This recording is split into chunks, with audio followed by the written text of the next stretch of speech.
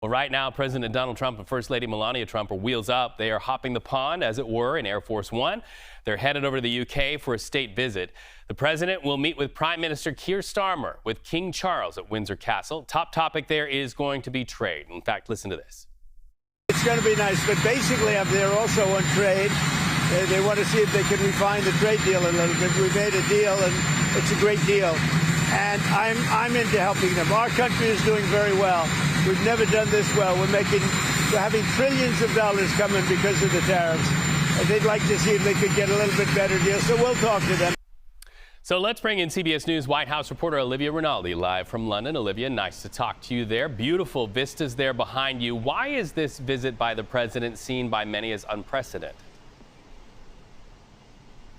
Well, Reed, it's good to talk to you from across the pond. This is going to be such an unprecedented state visit by President Trump because he now becomes the first U.S. president to have two state visits to the United Kingdom. Now, there's only 3 presidents who have actually ever had a state visit, one being George W. Bush in 2003, Barack Obama in 2011, and President Trump back in 2019.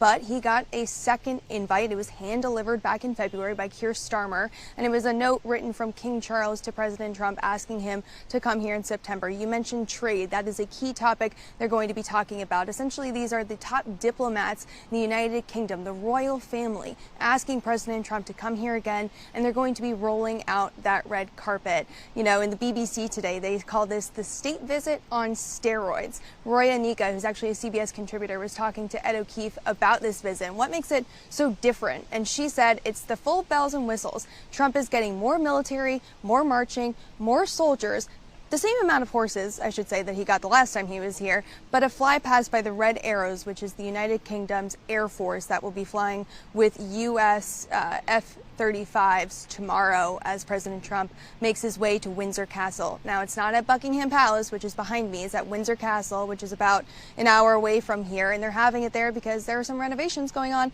behind us here. But Windsor is, you know, the unofficial home of the House of Windsor, which is where King Charles is from. So this is a very important meeting that they'll be having tomorrow, followed by a state banquet with 150 of the closest friends and family of the U.S. and the U.K. happening tomorrow evening.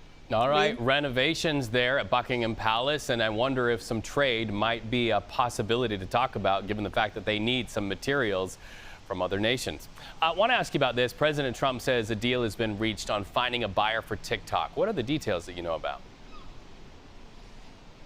Well, we do know there's a framework of a deal between the U.S. and China. Treasury Secretary Scott Bessent was in Madrid, where they kind of hammered out what the functionality of the agreement would look like. We're starting to get a few more details about it from our Jennifer Jacobs and Richard Escobedo, that Silver Lake is among one of the firms that would potentially co-own TikTok with ByteDance. Now, co-ownership and divestiture from a Chinese-owned company to a U.S.-owned company would essentially help keep TikTok running in the U.S. because it is required by Congress that there is a divestiture from ByteDance, which is owned by the Chinese government. Take a listen to what President Trump said about it today, right before getting on Air Force One to come here.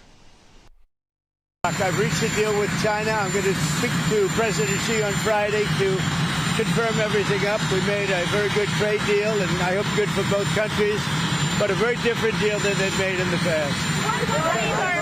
What companies are going to buy it? We'll be announcing that. We have a group of very big companies that want to buy it. And, you know, the kids wanted it so badly. I had parents calling me up. They don't want it for themselves. They want it for their kids. They say, if I don't get it done, they're in big trouble with their kids. And I think it's great. I hate to see value like that thrown out the window. Now, Reed, the deadline for that divestiture is tomorrow, September 17th. So we're waiting to see what specifically the details are about the new TikTok deal that could happen. We also know that President Trump is expected to speak with his Chinese counterpart, Xi Jinping, on Friday. All right, and we no doubt know that you'll be on TikTok finding the best place to find bangers and mash and fish and chips there across the pond. Olivia, thank you so much. It's nice to talk to you. How did you know? I knew you were looking for that. Just keep swiping. You'll find the best ones.